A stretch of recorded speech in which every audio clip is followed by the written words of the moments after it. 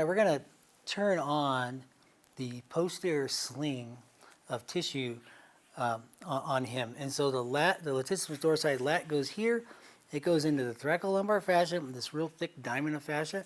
And then it continues to the ilium, to the crest of your pelvis. And then the glute max is a continuation of that. Because if you look at the fibers, they're exactly the same. And so you have this big X that goes down the leg. And it literally goes to the lateral side of the leg and goes right to your foot. This big X of stabilization system on your back. And we want to make sure that's on. And you want to make sure that's on before you go do anything athletic, right?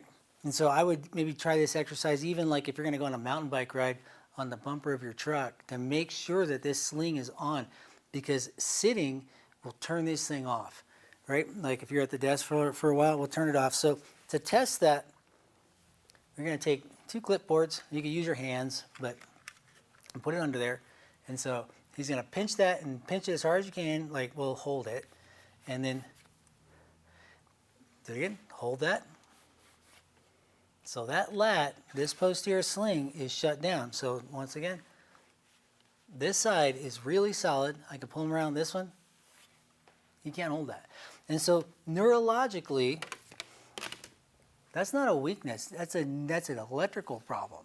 Neurologically, this posterior sling is shut down.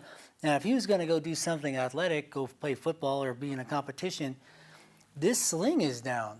So he's leaving a lot of power on the line, and it's just not going to work to this foot. So this shoulder all the way to this foot is neurologically weak, right? And it makes a big difference in performance. So let's turn this on. And so it's a real easy way to turn this on. And we're going to use a kettlebell today. So let's step over to the kettlebell. This is a 50-pound kettlebell. He needs a 100-pound kettlebell probably, or something else, like you could use a barbell and get it like this. But you need some real weight. I do it on the bumper of my truck. It's just perfect.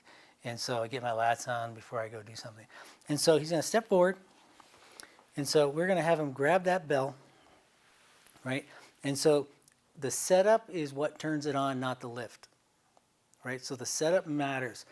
And so I'm going to have him straighten this out. And we want external rotation of this bone. This is internal, that's external rotation. So he's turning this way, straight alignment, everything's good.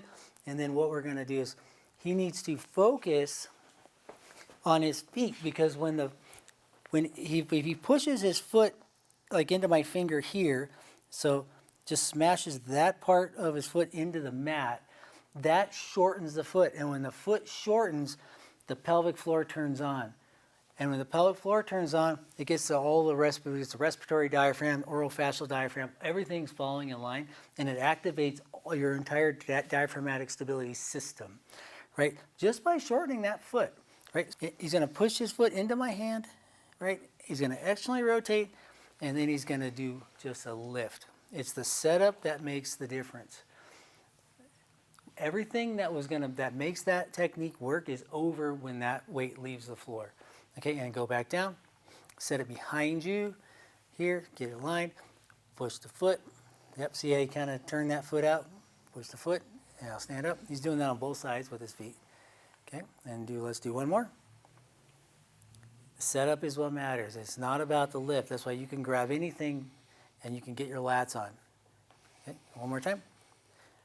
It's the foot to the external rotation of the shoulder to activate that posterior sling. Okay, put it back down, let's recheck. All right, so we're gonna retest this sling system. So this side was down all the way to the floor, and I could feel the activity coming in. And so let's recheck with a clipboard move here, and hold that, and there we go. That's on. And so he is ready for whatever athletic event he's gonna do, because his power is going into the right places. So I tell you, I do this on the bumper of my truck. It works, but my lats shut down because I spend a lot of time seated and just doing desk work. And so every time I get up, I have this problem, and I find this on probably 80% of everybody who comes in this clinic. And so we show them how to turn on their lats.